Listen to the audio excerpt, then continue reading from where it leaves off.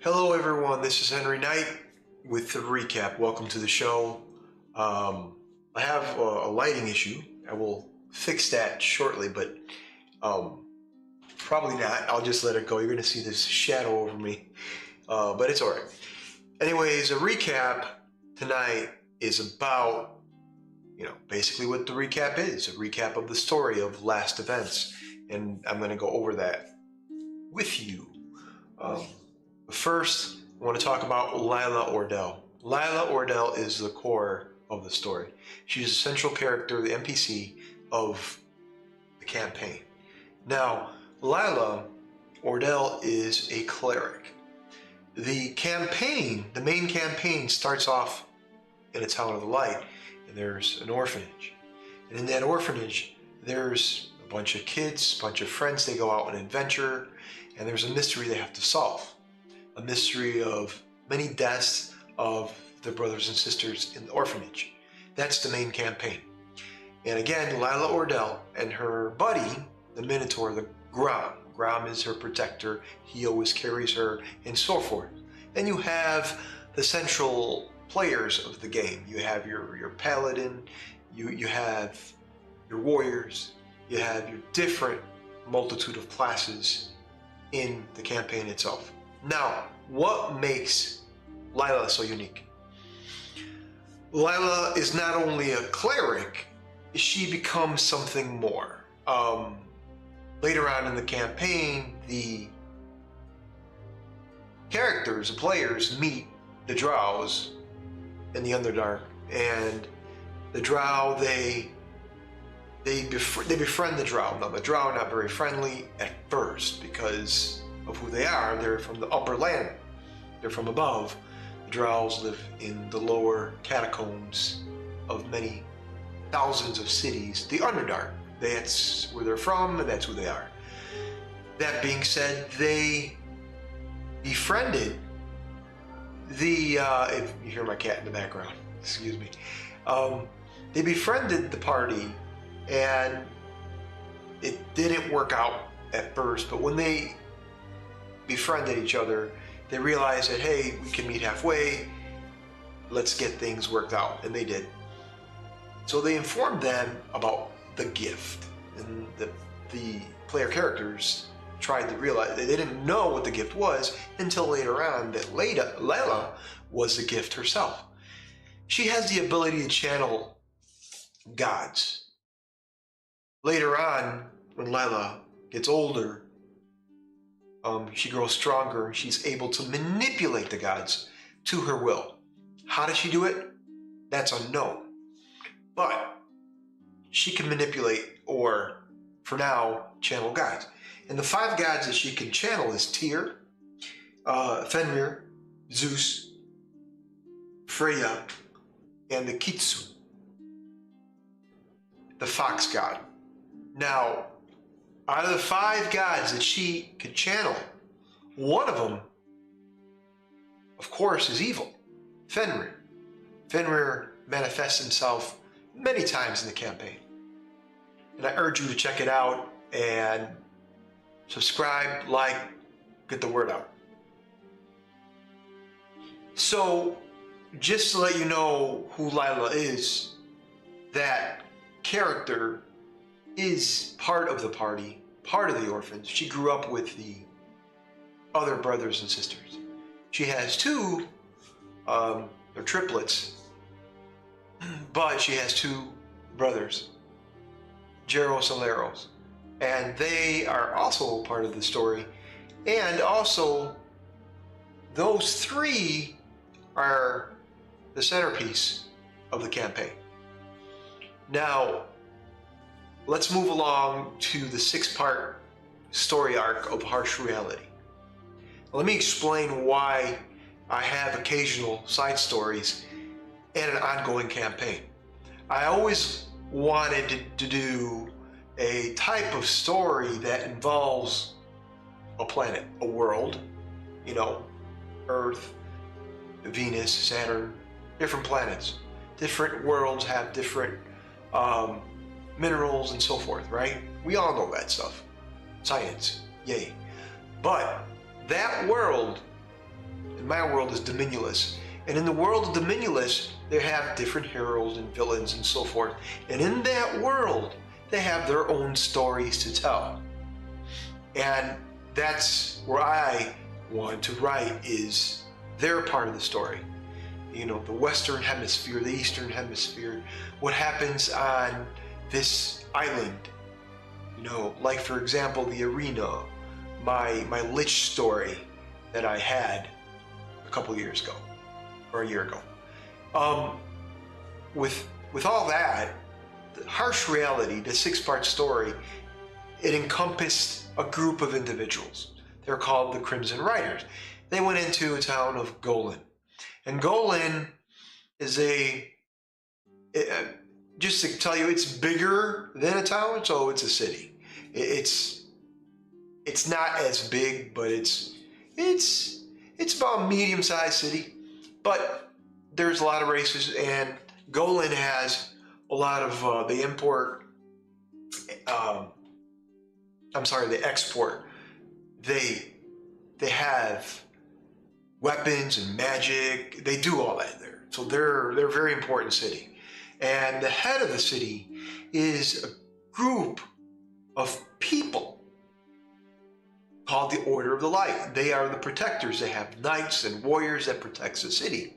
And they are the ones that literally protect not only the city, but everyone in the city. And they have their own magistrates, their own political structure in that city. Now, if you look at what happened in Harsh Reality, these Crimson Riders entered the city, and their mission was to take out the leader of the Order of the Light. Now, the Order of the Light is a group of good individuals. They are clerics, they have mages, they have knights, they have a lot of power at their disposal. But the Crimson Riders didn't give a shit. They just went in there and started to cause havoc. A group of individuals, the Crimson Riders, Mitri, the human, Atreus, the half-elf, Jericho, the Hadozee, Nashley Rose, the Dragonborn, Lindo, the Minotaur, and Dorman, the Hill Dwarf. Now, all these individuals, they were unique in their own way. Jericho the rogue, Atreus was a fighter. Mitri, an arcane archer, fighter. Nashley Rose, sorceress. Lindo, barbarian, and Norman, a barbarian. You have a very diverse group, strong, powerful. I wanted to start them at a high level. So I started them at 10, and then they went up. And per episode, I gave them levels and so forth. At the last episode, I think, before the last episode, I went ahead and gave them 2 levels. Now, I didn't use experience, I used milestone. And remember, milestone is per checkpoint or story arc, however you want to do it. That's how milestone works. But I gave them those levels. I said, hey guys, this is, you made the point, the checkpoint, here you go. And they did well. Now, this group went in and they kicked some butt. They went into the town, they destroyed the knights, they got extracted information and so forth. But their main leader was Turzak, and Turzak was a devious orc. He went in there and started killing people left and right. Well, Mitri didn't like that, and Mitri said, you know what, I'm going to start a coup, and he did. So he fought the orc, and then followed by the other group, they all fought him and killed him.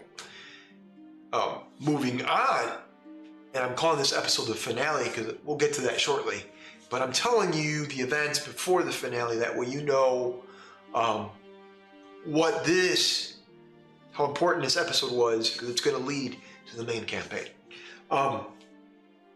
So we move on, and after that, they met Lila Ordell. She was leading a team of knights. They had mages and so forth, different individuals. So they fought, yada, yada, yada, and then Lindo, of course, being the strong Minotaur, he gores her and kills her, supposedly. They don't know that she has the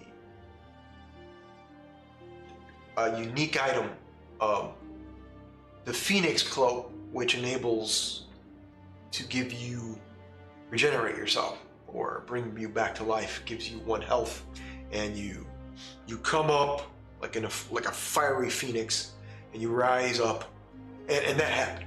But later on, that happened. It didn't happen quite that episode. She was dead for a very long time, until the next episode, where she rises up. But when Lila rises up, she is not too happy, and the group manages to convince her to say, hey, you know what, we're on the same side here. But that doesn't work too well, because you got to remember, the Crimson Riders were known to go from town to town and pillage, slay people, all that stuff. They weren't very good individuals, but this time things changed. How and why, we'll discuss those things shortly.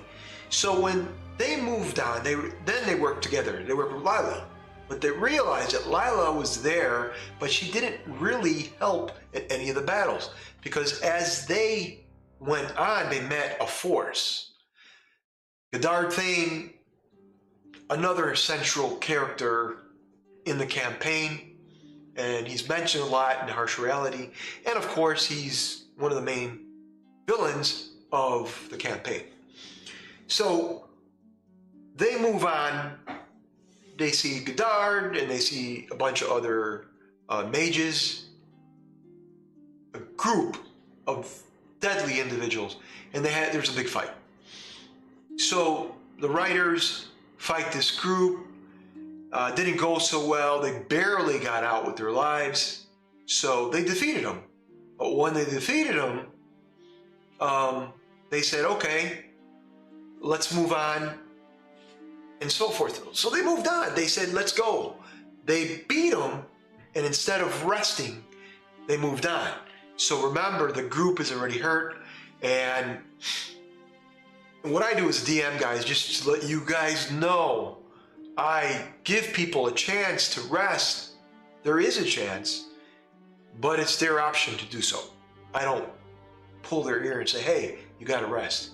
So if they don't do it, if it goes to the next sequence and there's a fight or there's whatever, no. But if there's a location where they can rest, yes, I will give them a sort of a hint, but if they don't catch it, then we move on. So they moved on, and instead of resting, they went into the lower catacombs, and Lila tells them, or not Lila, Atreus, the high elf, tells them, hey, there's catacombs underneath the city. There's a place that we can rest, hide, whatever. So they're in their minds, they have rest on their mind. Again, they're hurt. So they go down, and the rogue, Jericho, goes up and sees a whole bunch of traps. They're deadly traps, and he manages to disarm a lot of them. He rolls like a mad dog. He's getting 23s, 24s. He's rolling good. And that's the thing you have to understand when you are playing a game and you're running a game and the player characters are high level. Understand that they're going to get rolls that are massive. They're going to get great rolls. So be aware of that. If you're aware of that, it's It's going to make things flow. Just remember that as your story moves on.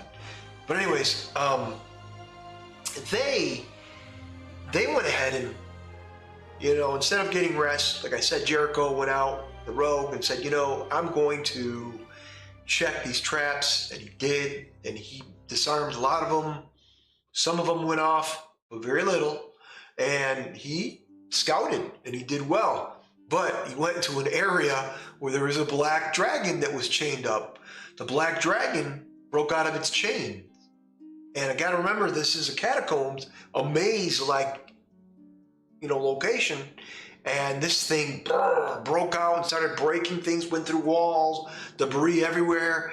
And there was a massive fight. So they fought him. Lila ends up healing some, but that's all she did. She did very little. Because, again, Lila's character is going through her own thing. She's trying to understand why these people are helping her. When the Minotaur turned around and gored her to death with his horns. So, again, remember, she was gored, she fell, she rose up. At this point, she's up, but she does very little. She doesn't help him at all. Maybe heals a couple here and there, but not a lot. And they were kind of angry about that. Well, why wasn't she helping? She's on the team, right? So they think. But anyways, the fight with the dragon doesn't go too well. They beat it. They defeated the dragon, killed the dragon, but they're hurt badly. Very little hit points and so forth. Again, just to give you an understanding, when you're at 10 level or above, your hit point base is going to go up. Okay, you're looking at average of 100 plus. So, So these guys had very little hit points. I think Jericho had 27 hit points at the time, maybe less. But either way, that doesn't matter. I'm telling you more of the story. But they got into a big battle and defeated the dragon. So they moved on. They said, okay, we're not going to continue in this catacomb. We're going to go right back out. They go back out and they find a warehouse, which they all hunker down and they rest. Finally, they rest. So half the team rests, the other half, or not half, most of the team is resting. Mitri and Lila, they stay up for a duration and they talk. And Lila says, I don't think your intentions are true. You came into my town, into my city, and wanted to kill people. And then Mitri convinces her that, hey, we did wrong. We're going to change our ways. But we have a mission to kill the leader of the Order of the Light. Little do they know that the leader of the Order of the Light is Cullum, but they don't know that. So she doesn't say anything about that. And she has her own convoluted intentions, which she's withholding herself. So she's not going to divulge any information at all, but the conversation goes well. Or so he thought. So he goes to sleep, Mitri goes to sleep, and Lindo goes up there and he sees this vision, and this sword that he has is talking to him. And he sees this dwarf in a tent. The dwarf is in a tent, and he sees this dwarf, and it's a merchant inside this tent. And this merchant has a glass case of a sword, and this merchant this dwarf is there to kill everybody. For some reason, the sword is talking to him. He grabs the sword. The sword is evil. The sword is some form of demonic presence inside the sword. But the dwarf doesn't know that. The dwarf is being called. So he grabs the sword and starts killing everyone in that tent. Now imagine you being a merchant, getting up in the morning, and now that's your last day. That's your last cell. That is your last morning. And the dwarf comes in there and kills everything. Lindo sees this vision, the dwarf running, and then he sees knights on horses. They have bows and swords. The ones with the bows pull a cord back, arrow comes out, and a bunch of arrows in the dwarf's chest, and he falls. That was a vision from that previous season. That actually did happen. But I threw that in there because the sword that Lindo has is very evil. With that being said, Lindo sees that vision of some form of illusion and goes right back to the warehouse. At this point, the warehouse, you see Nashley Rose, her robes. Nashley Rose is the Dragonborn. She's a sorceress. You see her robes on the ground, but you don't see her. You see that there's tracks running into the wall. You don't know what happens. So let's move on. Everybody wakes up. Lindo doesn't need a lot of rest. He has some hit points, but enough to move on.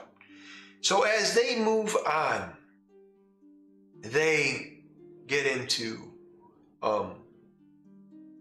another location. And this location is a celestial turtle that was from the previous game. And the celestial turtle, his name is Duman. And Duman tells them about the crossroads, what they need to do. They need to find 11 items, get those 11 items, and use them against Lila. I've already told you some of this in previous recaps, but I'm giving you this portion of the recap before we get into the actual events from the last game, just to refresh. So, with that being said, the group solves 5 riddles. Well, actually, they need to solve 3 out of the 5 riddles, but they solve 4. They miss 1. Not a big deal. That's the celestial turtle, Duman. He says, that's what I have for you. So he challenges them with riddles. They make it, they solve it. Then he teleports them to actual locations where they need to be and where these items are. And one, they meet Leandra, then they go and defeat Lich, and so forth. And they get these items from past events. And then we come to episode 20, where the finale, they are in Essex, his magic shop. And Essex has a dark secret. He has a dark secret. He doesn't tell the party. He doesn't want to. But they see Cullum there. They find Cullum. And Cullum is Leandra's husband. Just to give you a little bit of a backstory, Leandra and Cullum married.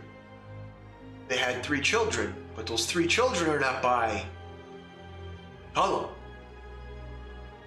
It's Leandra and Godard Thane. She cheats behind Cullum's back, and he's the leader of the Order of the Light. Doesn't know it for a very long time, and she has triplets, Lila, Jaros, and Laros. At that point, there's a wagon where the children are transported to a safe location.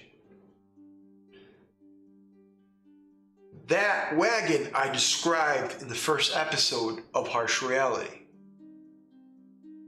I described the wagon. The wagon, they realized, went around and went down. They saw a baby. They killed the cleric, but the cleric teleported the baby in a safe location. The other 2 were on horseback. I'm sorry, the other 2 were on wagon. Was in another wagon, but they were transported to a safe location as well. They didn't know about the other wagon because the Order of the Light needed to protect these children. Now, ask yourself why the Order of the Light would kill Godard Thane. They're all friends, very good friends. Cullum, Godard, Leandro, all three good friends. They're all part of the Order of the Light. They are the protectors of the city of Golan. So why kill Godard Thane? Well, Godard went behind Cullum's back and had 3 children with Leandro, both. And for a very long time, he didn't know. They kept it secret until he found out and banished Godard, his good friend. Banished him to the unknown region where there was creatures and different disgusting entities that killed him. Little did they know that Godard Thane turned into a vampire. Little did they know what Leandra knew. She eventually visited him, nurtured him back, well, to his unlife, I guess. So, with all that, now we go to harsh reality. They don't know these things. Lila knows one thing, that her father was killed. So she hates Cullum. She doesn't give a shit about Cullum. So, knowing all that moral standing, all that emotion, now you have a problem, a main problem, and the player characters, Atreus, Jericho, Mitri, Dorman, Ashley Rose, all of them, they have more than a problem, because now they have to face Lila Ordell and the card holder, Leandro Ordell. See, Leandro, now remember I mentioned the main campaign, the Town of the Light and the Orphans. That's the main setting. Leandra and Cullum are the caretakers of these orphans. I told the party in the beginning before, or session 0 in the beginning of the campaign, that a decade ago, the orphanage burned down. A lot of children died. Mystery number 1. Number 2, there were pirates going in and out of the town. Mystery number 3, children were missing. Why? Let's go back, let's go forward to harsh reality. Essex is the town magic item keeper. He loves items. That's just the way he is. He's not only magic items, but just normal items, food, rations, all that type of stuff. He even has a couple weapons every now and then. He's just a merchant. But to let you guys know that when all the players of Harsh Reality met everyone in Essex, they confronted Essex, and Essex told them a story. He said, look, I was the one, and it finally came out, his dark secret. I was the one that caused the children to die. I was the one that teleported the children from one location to another. I was forced to do it by an entity, by this evil. That evil is Godard Thane. He was manipulating everyone, even Essex. But Essex knew the manipulation, but he had to do something. He was going through his spells. He messed up some spells. There was pages that were gone. The spells were incorrectly, well, you know what happens when you try a spell out and it's incorrect. A lot of malfunctions. You know, when you put a bullet in a gun and it's jammed and you start clicking instead of getting the jam out, there could be a misfire, or there could be fire, there could be something hurt. You could hurt yourself. Same thing with the spell. Essex messed up. He knew he messed up, or something happened. Maybe it was the manipulation, but he didn't say that for a very long time. So he was working with the pirates. He had no choice because Godard was manipulating him. And at the time, in the town, he was the only magic guy because he had a magic shop. So they realized, okay, you're the one that's going to teleport these children. It would be fast transportation, and the ship doesn't have to sail from one port to another. The pirates, headed by Dranger, were there. They were there. Pirates were there. Their stronghold was in the Town of the Light. They had weapons. They had men.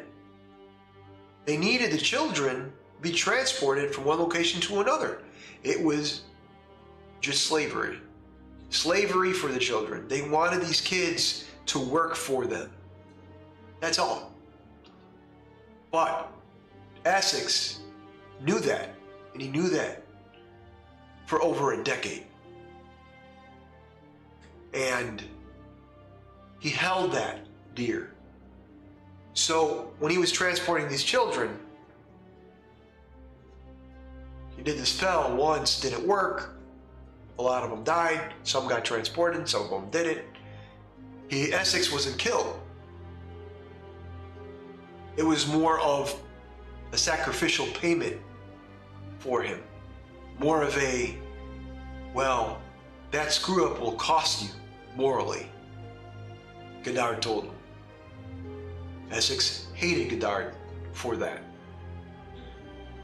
So, with all that, the group of harsh reality, Essex comes out with that.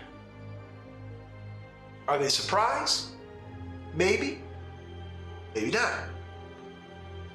Gotta remember, this is not the main campaign's group. They don't know of Essex situation. So they left Essex shop, and then Cullum goes out running, and Lila kills him. Lila sees Cullum and kills him. She stands by her mother. She will never leave her mother's side. Lila's at full adulthood. She's not a child. In the main campaign, she's midway, she's a teenager. She's not adult, a full adult. In this harsh reality side story, she is. She's by her mother. She kills her father, Cullum. The fight breaks out. She unleashes Fenrir. She unleashes damage, massive damage, on the party. The party manages to kill her. But they do it in a very swift, not swift. They kill Lila in a smart way.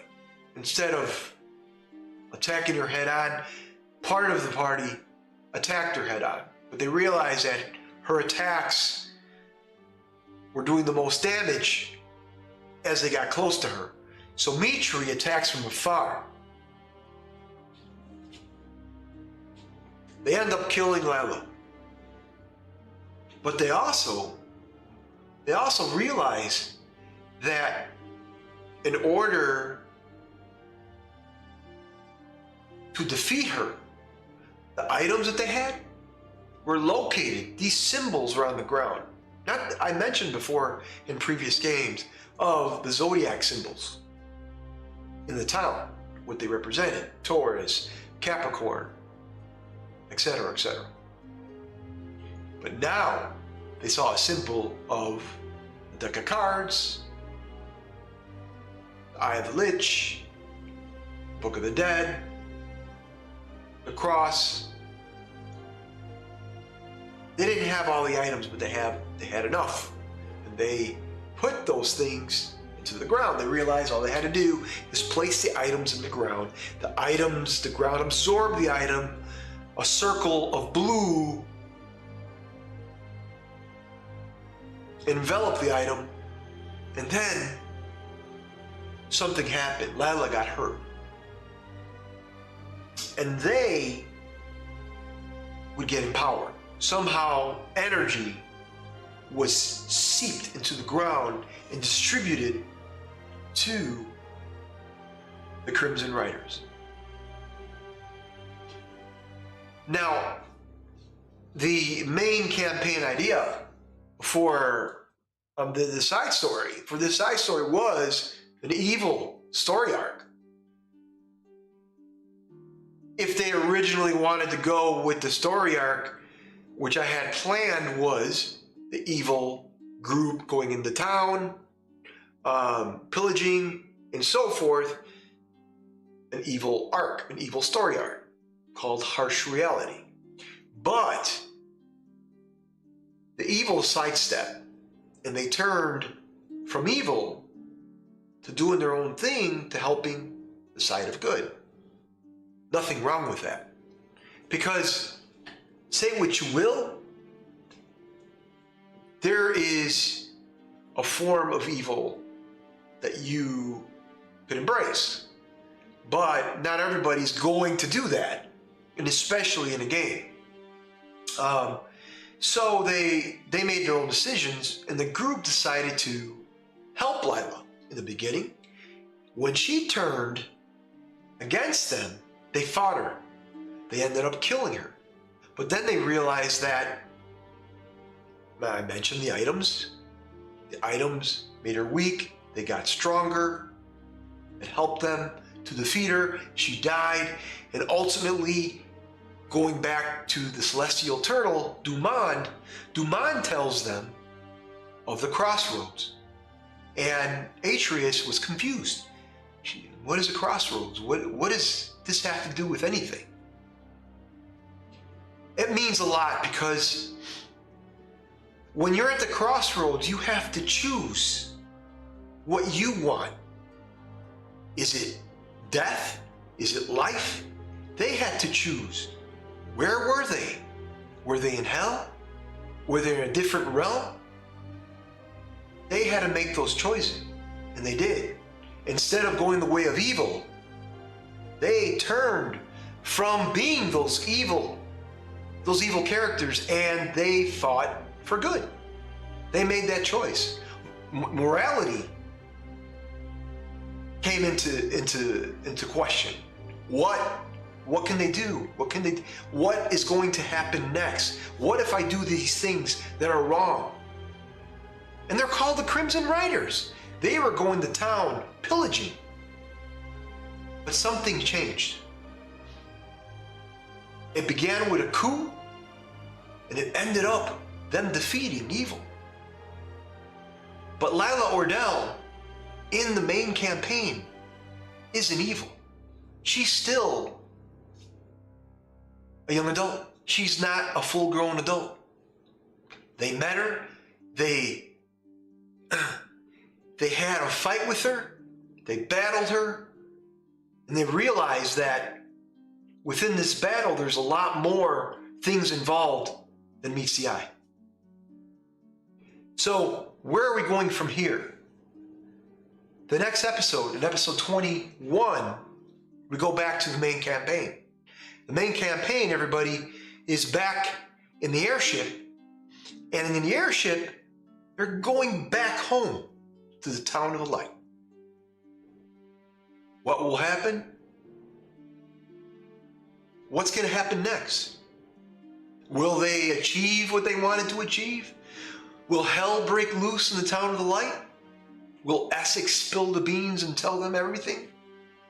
Will they be welcomed back with open arms? What will happen? Not all the players, not all the party members will be there. There are certain party members that are still caught in events of their own. which of course I'm not going to mention here. But they will proceed forward. They need to look at the events that are going to occur, which I can't say. I wish I could tell you, but they're going to have to embrace what's coming, or not. Harsh Reality, the group, it started with them going into town and defeating the knights and killing or trying to kill the leader of the Order of the Light. And what is the Order of the Light? The Order of the Light is a group of individuals that work for a good deity. They help people. They save people. So why did Lila Ordell kill her own father? Why? Because her father and her mother,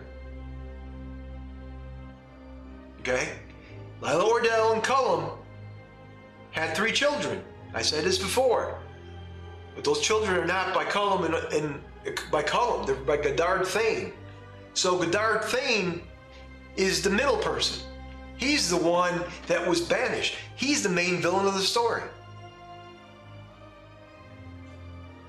Folks, just remember, these individuals were meant to slaughter everybody in that town.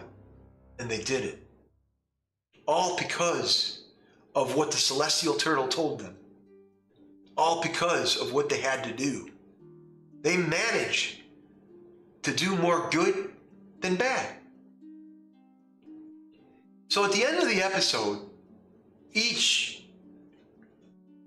character were put in a different position, in a location, the beginning of the town, but in different forms.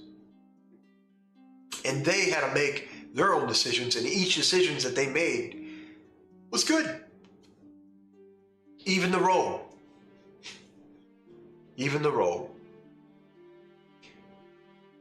The rogue went ahead and instead of stealing everything in the wagon, he took 1 gold piece and gave the bag back to the king. That king was from the king of Jamorna, the kingdom of Jamorna. So he did that. He did that. Atreus, Dorman, Mitri, they had their own good events. And everything they did was good. None of it was evil. Not one.